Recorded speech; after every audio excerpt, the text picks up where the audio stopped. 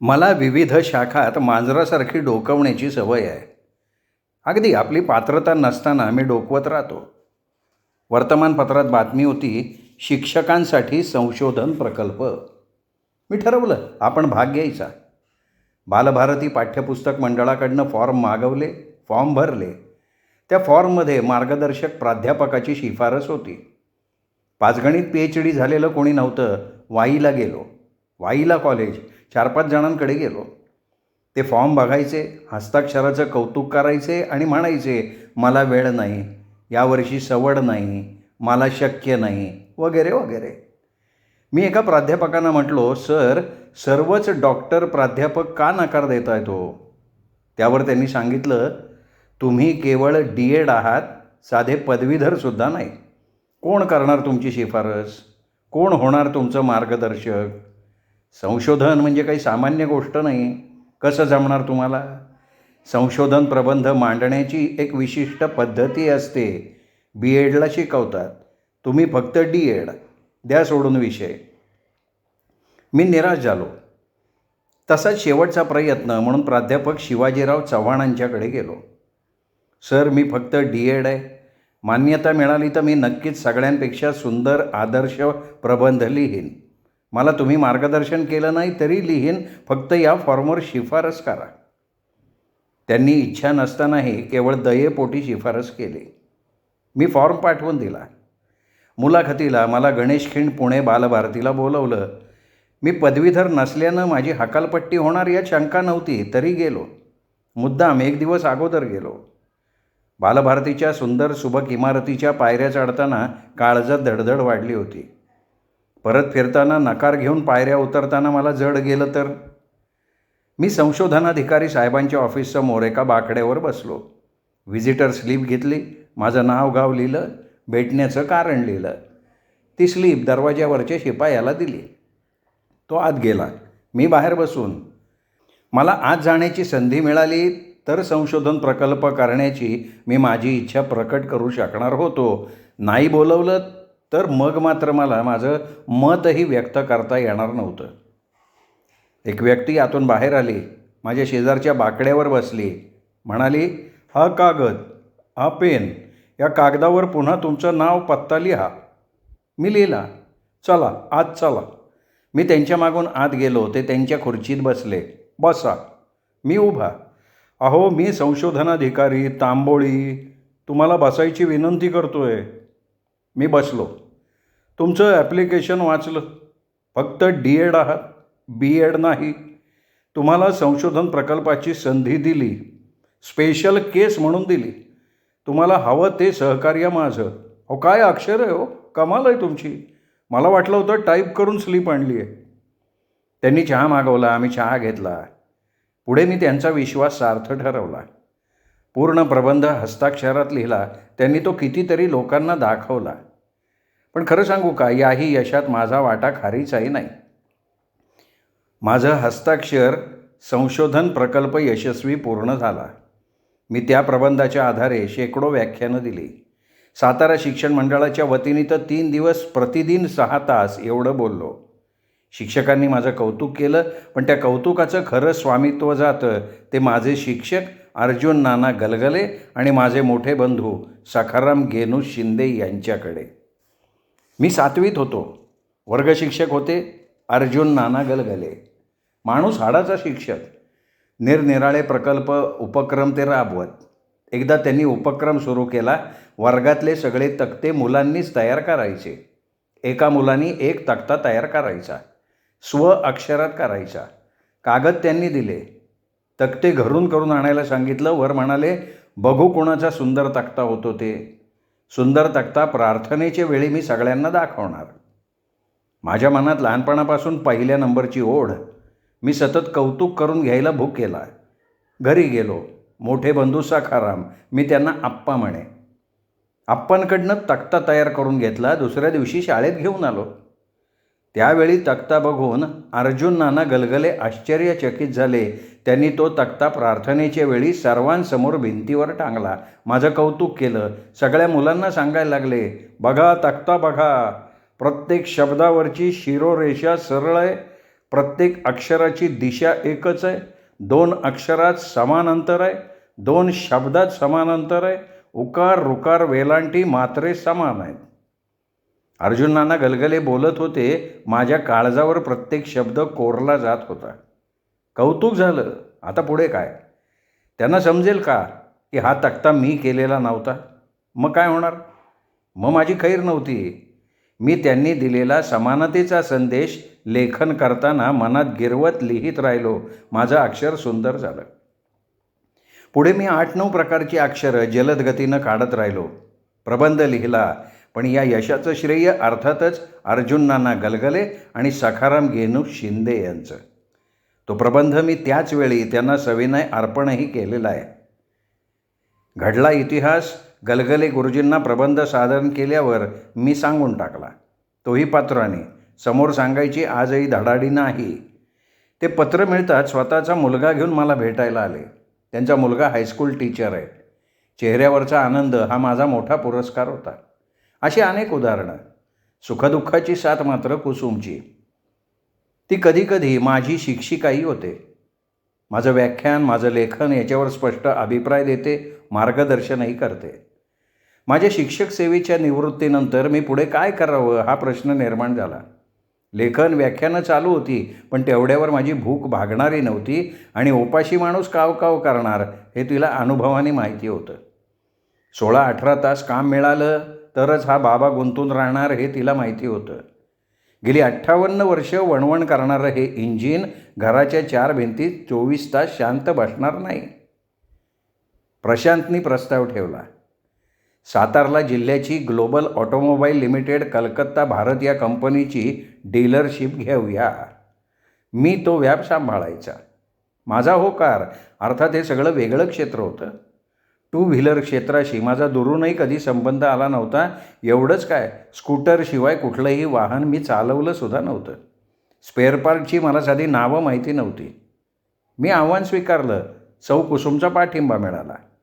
केवळ महिन्यात साधारणतः 3000 चौरस फुटांचं बांधकाम दिवस रात्र उभारून मी पूर्ण केलं. सौ कुसुमच्या वाढदिवशी प्रशांतनी तिलाही आगळी वेगळी भेट दिली. शिंदे एजन्सीज ही जिल्हाभर ग्लोबल मोटरसायकल वितरण करणारी संस्था सुरू झाली. उद्घाटनाला जिल्हा राष्ट्रीय काँग्रेसचे अध्यक्ष आनंदराव पाटील, जिल्हा राष्ट्रवादी काँग्रेसचे अध्यक्ष शशिकांत शिंदे, जिल्हा शिवसेना प्रमुख दीपक पवार, राष्ट्रीय स्वयंसेवक संघाचे जिल्हा प्रतिनिधी गोविंद गांधी असे सर्व पक्षांचे, सर्व थरातले मान्यवर हजर होते. आपल्या आईचा वाढदिवस अशा पद्धतीनं साजरा करून तो गप्प राहिला नाही, तर त्यांनी पुढच्या वाढदिवसासाठी नवीन भेट दिली. एस्कॉर्ट्स या जागतिक ट्रॅक्टर कंपनीच्या फार्म ट्रक ट्रॅक्टरची डीलरशिपच सुरू केली. सौ कुसुम आज यशस्वी मुख्याध्यापिका म्हणून शाळेत काम बघतीये. तशी पुण्यातल्या प्रशांतच्या 2 कंपन्या आणि सातारच्या माझ्या 2 डीलरशिपचं प्रशासन दुरून उत्तम प्रकारे हाताळतीये. तिच्या महत्त्वपूर्ण सूचना अर्थात आमचं बळ आहे. अनेक मान्यवर म्हणतात की संसाराची पालखी समर्थ पुरुषांच्या खांद्यावर असते, पण ते मला कधी सत्य नाही वाटलं. आजही नाही वाटत. पुरुषापेक्षा स्त्रिया खऱ्या अर्थानं सर्व ठिकाणी समर्थ असतात. मी रोज बघतोय ना. सौ कुसुमचा दिवस सकाळी 6ला चालू होतो, रात्री सगळे घोरू लागले की संपतो. कोणाला काय हवं काय नको याची जंत्री तिच्याकडेच असते. स्वभाव, प्रकृती, विचार याचा जवळून अभ्यास तिचाच आहे. त्यामुळे सगळ्यांना सांभाळून संसाररथ कुरकुरूही न देता ती हाकती आहे. आजारपण, संकट, काढवण, देणं, भागवणं या सगळ्यात तीच पुढे. अश्रू आणि हसूचा साठा तिच्याकडे पुरेपूर आहे. राग, संयम आणि प्रोत्साहन तिचा स्थायी भाव आहे. कुसुम म्हणजे आई, बहीण, मैत्रीण, सोबतीण अशी रूपं असलेली माझी पत्नी आहे आणि तिची साथ हीच माझी प्रेरणा आहे. माणसाच्या जीवनात काही माणसं का येतात ते समजत नाही.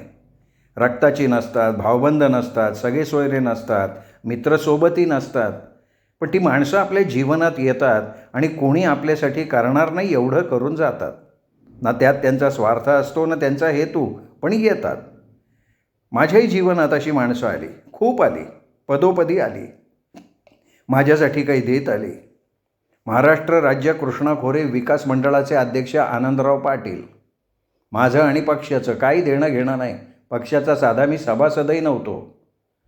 तरी मी सांगितलं तिथे तिथे विकासनिधी त्यांनी खर्ची घातला. काटवलीत पाण्याची योजना झाली. शिंदेवाडी दांडेघरमध्ये सभागृह बांधली. मेढा भागात खामकरवाडीत सभागृह बांधलं. बेलोशीत पाण्याची योजना चालू केली. लाखो रुपयांची कामं केली. घरगुती संबंध तर असे आले की त्यांच्या सौभाग्यवती अलकांनी मला भाऊच मानलं. महाराष्ट्र राज्य शिक्षण संचालक, पुढे मराठवाडा विद्यापीठाचे कुलगुरू झालेले का. सोनवणे हे एक व्यक्तिमत्व. माझ्या साहित्यावर आणि शैक्षणिक कामावर त्यांचं प्रचंड प्रेम. प्रौढ शिक्षण साहित्य निर्मिती लेखक शिबिराच्या निमित्ताने संबंध आला आणि मला ते पुढे प्रोत्साहन देत राहिले. माजी आमदार आणि स्वातंत्र्य सैनिक संचालनालयाचे सचिव भिलारे गुरुजींचं तेच. घेणं नाही देणं नाही, दुरूनच सर्व. पण माझ्या अंगच्या कलागुणांची मुक्तकंठानं स्तुती, सतत आशीर्वाद आणि प्रोत्साहन. व्यवसायात पडलो तरी व्यावसायिक म्हणून शुभेच्छा. आमदार शशिकांत शिंदे हे माझ्या कुटुंबातलेच असल्यासारखे. आमच्या कौटुंबिक कार्यक्रमाचे ते स्वागताध्यक्ष. पक्षासाठी माझं योगदान काही नाही, तरी माणसं जोडणारा हा माणूस मला दादा म्हणून स्वतः सहकार्याला पुढे राहणार. त्यांचा उत्साह आणि आभाळा एवढ्या मनाचा खरंच अचंबा वाटतो. गोडवलीचे राजाराम पाटील कोण होते माझे? एक दिवस ते शाळेत आले. ओळख नाही. म्हटले शिंदे मास्तर कुठे आहेत? मी समोर उभा राहिलो. म्हणाले 3.5 एकर जागा आहे, माझ्या मनात आहे ती तुम्ही घ्यावी. मी माझी परिस्थिती जास्त घेणार नाही तुमच्याकडनं, मला फक्त 10,000 द्या. पण ते 10,000 होते कोणाकडे? मी नम्रपणे नकार दिला. हे बघा 5 यावर्षी द्या, 5 वर्ष 2 वर्षांनी द्या. तरीही मी नकार दिला. आज त्या जागेची किंमत काही कोटी रुपये आहे. त्यांनी ती विकली. त्या ठिकाणी मोठं हॉटेल उभं राहिलं आहे. 3-4 वर्षे गेली. पुन्हा राजाराम पाटील आले. 20 गुंठे आहेत. पण मी जमीन घेऊन करणार काय?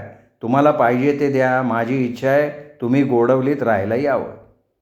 मी 7 देईन, कारण किमती वाढलेल्या होत्या. ते देत आहेत म्हणून 1,000-2,000 बोलणं बरं नाही. त्यांनी कागद करून दिला. बेलोशे, पुष्पा कुलकर्णी यांच्याकडून पैसे घेऊन मी तो व्यवहार केला. पुढे पाचगणीत घर बांधताना पैशाची गरज भासली. ती जमीन मी विकून टाकली. राजाराम पाटलांना ते कळलं. ते धावत आले. म्हणाले काय केलं तुम्ही? तुम्हाला घर बांधायला जागा दिली होती, विकून पैसे करायला नाही. पण त्या पैशातनं मी घर बांधलं ना. पण ते पाचगणीत बांधलं. घोडवलीत तुम्ही घर बांधावं अशी माझी इच्छा होती. माझ्याकडे अगदी गावात 3 गुंठे जागा आहे. मी ती तुम्हाला देणार. उद्या वाईला या, तुमच्या नावावर कागद करायचा आहे. मी म्हणालो पण माझं घर आहे की? ते काय मला माहिती नाही, तुम्ही उद्या या. निघून गेले. माझ्या नावावर त्यांनी 3 गुंठे जमीन केली. कोण करेल कोणासाठी? भाऊ भावासाठी करतो का? राजाराम पाटील गेले. त्यांच्या हयातीत मी गोडवलीत घर बांधलं नाही. एक दिवशी त्यांचा पुतण्या नामदेव पाटील माझ्याकडे आले. मला म्हणाले गुरुजी घर बांधायला काढले, मला लागून तुमची जागा आहे. तुमची जागा मला दिली तर माझं घर ऐसपैस होईल. कुणाला अडचण निर्माण होईल असं मी कधी वागलो नव्हतो. नामदेव पाटलांना ती जागा दिली, मोकळा झालो. आज त्याच जागेत नामदेव पाटलांचा बंगला आहे. KP मिस्त्री म्हणजे बच्चूभाई यांच्याविषयी सांगितलं तर कुणी विश्वास ठेवणार नाही, पण सत्य घटना आहे. मी राहत होतो ती लहान खोली होती. लिहायला बसावं तर मुलांचा किलबिलाट. शेजारी मिस्त्रीची काही एकरात जागा. मी त्यांच्या कंपाऊंडमध्ये जाऊन झाडाखाली बसून लिहित असे. एकदा असाच लिहित बसलो होतो.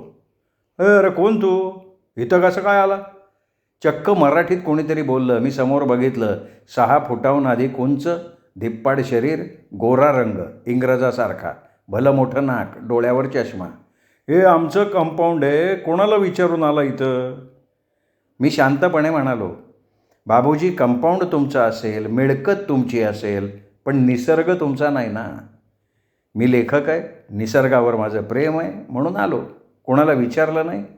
सॉरी, माझी खोली लहान आहे, घरात लेखन होत नाही. कुठं राहतो? शेजारी धनावड्यांच्या घरी भाड्याने खोली आहे. सकाळी बंगल्यावर आहे माझ्या. निघून गेले. संध्याकाळी घडला किस्सा मी कुसुमला सांगितला. तिने तिच्या बहिणीला सांगितला. सगळ्यांनी मला गाढवात काढलं. कशाला गेला त्यांच्या कंपाऊंडमध्ये? तो बच्चूभाई चांगला आहे का?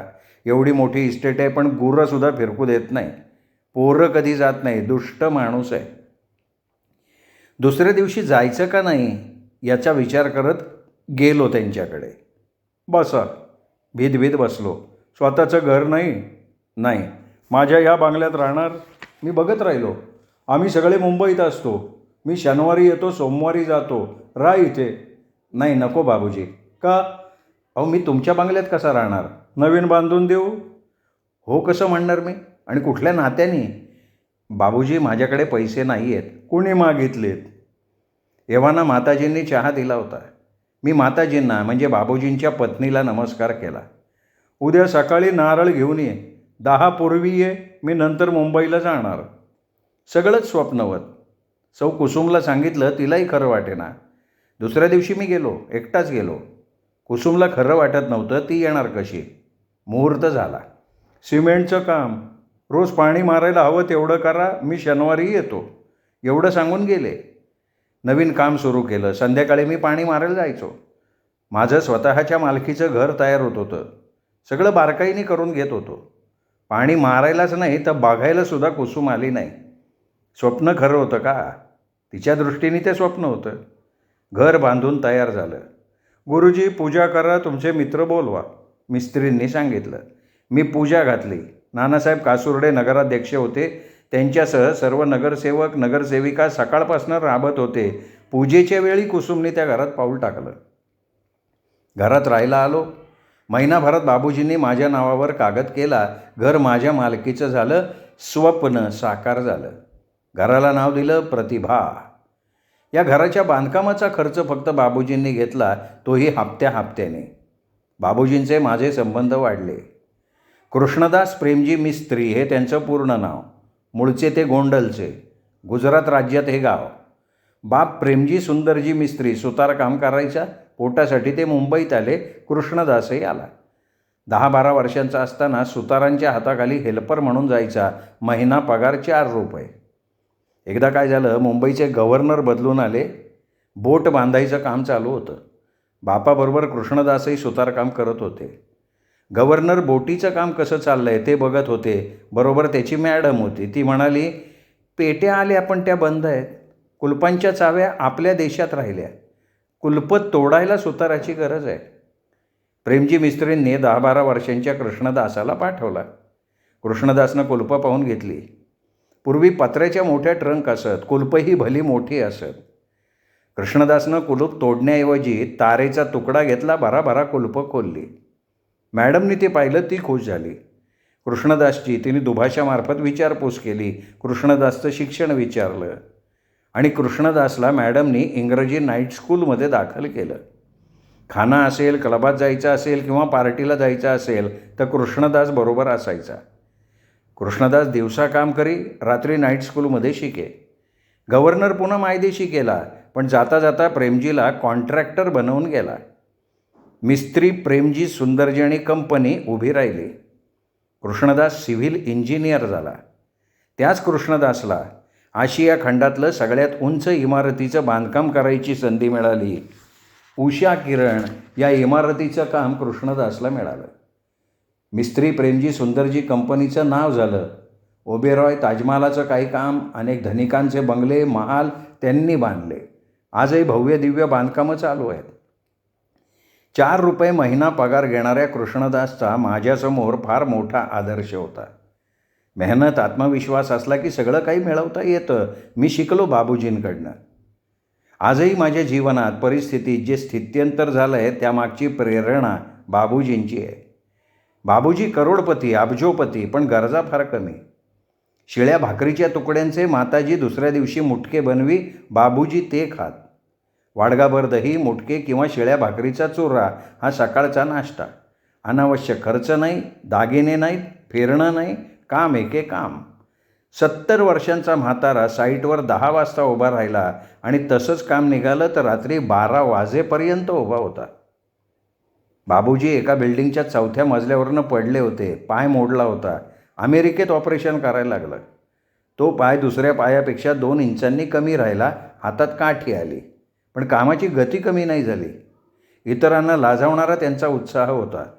आपण त्यांना म्हटलं की बाबूजी, आपण सकाळी 6:30ला इथून निघालो तर मग साहेब घरातनं बाहेर पडण्यापूर्वी आपल्याला भेटतील.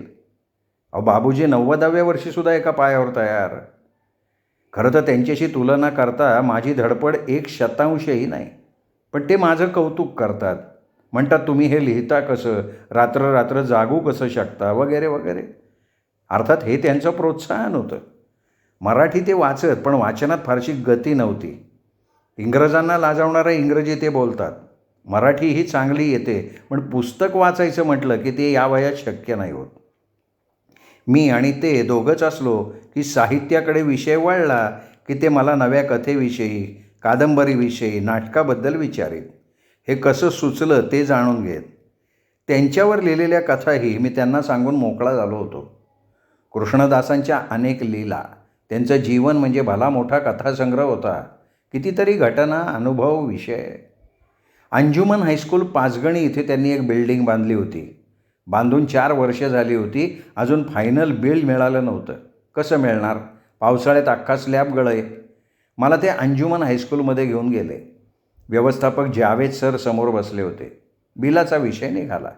जावेद सर म्हणाले, बच्चू भाई, लिकेज बंद करा, तुमचं बिल घेऊन जा. लिकेज बंद होईल, काळजी करू नका. कोण करणार? तुमच्या माणसांवर माझा विश्वास नाही. गेली 3 वर्ष तुमची माणसं येतात, थातूरमातूर काम करतात. लिकेज आहे ते आहे. हां, पण यावेळी एक्सपर्ट माणूस काढणार आहे लिकेज. कोण? हे गुरुजी. जावेद सर हसले. अहो, भले भले गेले, हे काय करणार? ते काय पोरं शिकवण्या इतकं सोपं आहे का? मी बोललो नाही. बोलण्या इतपत अक्कल माझ्याकडे होती कुठे? बांधकाम क्षेत्रात मला 0 अक्कल. मी शिक्षक, बांधकामाचं काम कसं करणार? बाबूजींबरोबर मी ऑफिसमधनं बाहेर पडलो. बाबूजी गाडीत बसणार तसा मी म्हणालो, बाबूजी, मला तो स्लॅब बघायचा आहे. काय करणार? बघायला काय हरकत आहे? अशाला वेळ घालवत आहे. कोणातरी एक्सपर्टला आणू, तक्रार नको. नाही, पण बाबूजी, मला बघायचा आहे स्लॅब. माझा हट्ट. बाबूजींचा विरोध असताना मी स्लॅबवर चढलो. दगडाने ठोकून स्लॅब बघितला. वर्गखोल्यात जाऊन बघितलं. गाडीत येऊन बसलो. बाबूजी, मला ते स्लॅबचं काम करायचं. बाबूजी हसले. मी लिकेज काढून दाखवतो. खरंच मला वाळू, खडी, सिमेंट, स्लॅब, स्टील काही ज्ञान नव्हतं. पण जावेद सर हसल्याची जखम होती. ठीक आहे, तुम्हाला काय करायचं आहे ते करा. बाबूजी दुसऱ्या दिवशी मुंबईला गेले. मी स्लॅबची स्थिती पाहिली होती. स्लॅब भरल्यावर त्यावर पाणी मारलेलं नव्हतं. सिमेंटच्या कामाला 21 दिवस भरपूर पाणी लागतं, ते पाणीच त्याला मिळालेलं नव्हतं. स्लॅबला चिरा पडल्या होत्या. भुसभुशीतपणा होता. पाणी स्लॅबमधनं आत येतो. काय करावं हे ठरवण्या इतपत ज्ञान माझ्याकडे नव्हतं. इंजिनियर मुकुंद ताकवणे यांच्याशी चर्चा केली. कॉन्ट्रॅक्टर लक्ष्मण ओव्हाळांना स्लॅब दाखवला. शहाजी मानेंशी बोललो. सगळ्या तज्ज्ञ माणसांकडनं माहिती घेतली आणि मग मी स्लॅब दुरुस्तीचा माझा नवा फॉर्म्युला अंमलात आणायचं ठरवलं. स्लॅबवर 10-15 माणसं चढवली. मोठी बिल्डिंग. प्रत्येकाच्या हातात टोच्या, हातोडी, छिन्ने. 90 मुकादम. दिवसभरात वरचा थर छिनून काढला. दुसऱ्या दिवशी वाळू चाळून घेतली. बच्चूबाई म्हणजे बाबूजी मुंबईहून आले होते. स्लॅब दुरुस्ती करायला सुरुवात केली असं मी सांगितलं. ते म्हणाले, काय काय करताय? मी म्हणालो, लिकेज बंद झाल्यावर सांगेन. करा, काय करायचं आहे ते करा. दुसऱ्या दिवशी 10 गवंडी स्लॅबवर चढले. 10-15 इतर मजूर होते. मी स्लॅबवर उभा होतो. पुरा स्लॅब ओला केला. चाळलेली रेती, त्यात वॉटरप्रूफ लिक्विड, गुळाचं पाणी. थर द्यायला सुरुवात झाली. मध्ये थांबणं नाही. Start to end. मागे लगेच घोटाई. दुपारी काम करता करताच वडापाव. रात्रीचे 10 वाजले.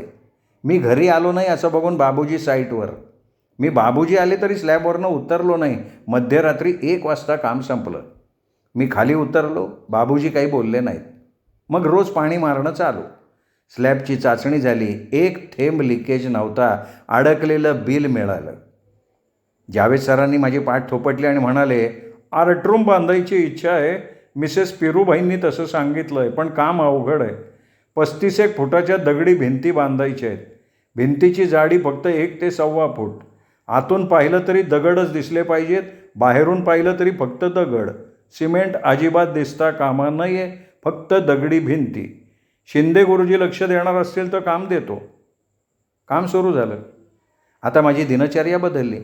7:30ला साईटवर, 10ला शाळेत. पगार नाही, गाडी भाड्याला पैसे नाहीत, हौसेखातर मी काम पाहायला लागलो. इमारत उभी राहिली. आजही ती इमारत माझ्या करामतीची आणि नब्बी मुकादमांच्या कारागिरांच्या कलेची साक्ष आहे. बाबूजींना मी बांधकाम क्षेत्रात जिंकलं होतं, पण ते तोंडावर कौतुकाचा एक शब्द बोलत नव्हते. गैरहजेरीत मात्र म्हणायचे, आमचे गुरुजी असे, आमचे गुरुजी तसे. अगदी पोटातलं बोलायचे. बाबूजींचा विश्वास संपादन करणं सामान्य गोष्ट नव्हती. उगाचच ते मुंबईवरून म्हणायचे फोन करून की हे चुकलं आहे, सकाळपर्यंत वस्तुस्थिती मला हवी, 100 रुपयांचा फरक आहे. मी रात्रभर डोकं फोड करायचो. चूक लक्षात येत नसे. अहो चूकच नसायची तर लक्षात येणार कुठून? मग सकाळी आपण फोन केला की हसत म्हणत, अहो मी सहज बोललो, कशाला एवढं मनाला लावून घेता. बाबूजी अतिशय तापट, लाईन दोरीत काम हवं, माल सामानाची नासाडी नको, कामात टापटीप हवी, अगदी इंग्रजी खाक्या.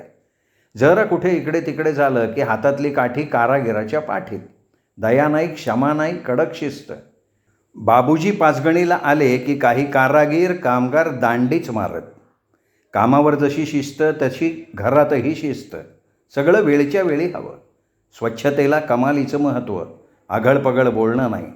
माझी मुलं त्यांच्या आसपास. स्वाती सगळ्यात लहान, तिच्यावर फार जीव. ती कॉलेजची GS झाली तेव्हा त्यांना किती आनंद झाला. दुसऱ्या दिवशी त्यांनी सातारा गाठला, तिच्यासाठी बाईक आणली. कॉलेजची GS. पायी कॉलेजला जाणं योग्य नव्हतं. त्यांची नात बाईकवर बसून कॉलेजला जायला लागली. बाबूजींना 2 मुलगे, एक अरविंद, दुसरा प्राणजीवन. पण ही दोन्ही मुलं सावलीखाली वाढल्यानं खुरटी झाली होती. उषा किरण ही आशिया खंडातली उंच इमारत बांधणाऱ्या माणसाची मुलं कन्स्ट्रक्शनपासून लांब होती. अरविंद आणि बाबूजींचं सूत कधी जमलंच नव्हतं. तो मुंबईतच वेगळा राहत होता. वर्षातून एखाद्या वेळी पाचगणीला यायचा. त्यांचा माझा संबंध कधी आला नाही. मिस्त्री, प्रेमजी, सुंदरजी आणि कंपनी ही त्यांची मान्यताप्राप्त कंपनी. प्राणजीवनची लुडबुड मुंबईतच असे. त्याचंही पाचगणीला फारसं येणं नव्हतं. पाचगणीत जवळचा मुलगा मी. मला शिक्षण क्षेत्रातला सर्वोच्च राष्ट्रीय पुरस्कार मिळालेला होता. नॅशनल एक्सिलन्सी अवॉर्ड होता. आशिया खंडातला मानाचा हुजहू सन्मान मिळाला होता. अखिल भारतीय मराठा सेवा संघानं शिवछत्रपती पुरस्कार दिला होता. डॉक्टर बाबासाहेब आंबेडकर, स्वामी विवेकानंद असे अनेक पुरस्कार मला मिळाले होते. याशिवाय महाराष्ट्रातल्या अनेक संस्था, मंडळं यांनी सन्मान करून माझ्या साहित्य, कला, शिक्षण क्षेत्राचा गौरव केला होता. याशिवाय विभागीय, जिल्हा, राज्यनाट्य स्पर्धेत माझ्या नाटकांना अनेक पुरस्कार मिळालेले होते. माझ्याकडे थोरा मोठ्यांचा वावर होत होता आणि याचा बाबूजींना फार मोठा अभिमान होता. श्रोते हो, हा होता आजचा भाग जगन्नाथ शिंदे यांच्या आत्मकथनाचा, अर्थात डोंगरा एवढी माणसं या कादंबरीचा. पुढचा भाग ऐकूयात उद्या. नमस्कार.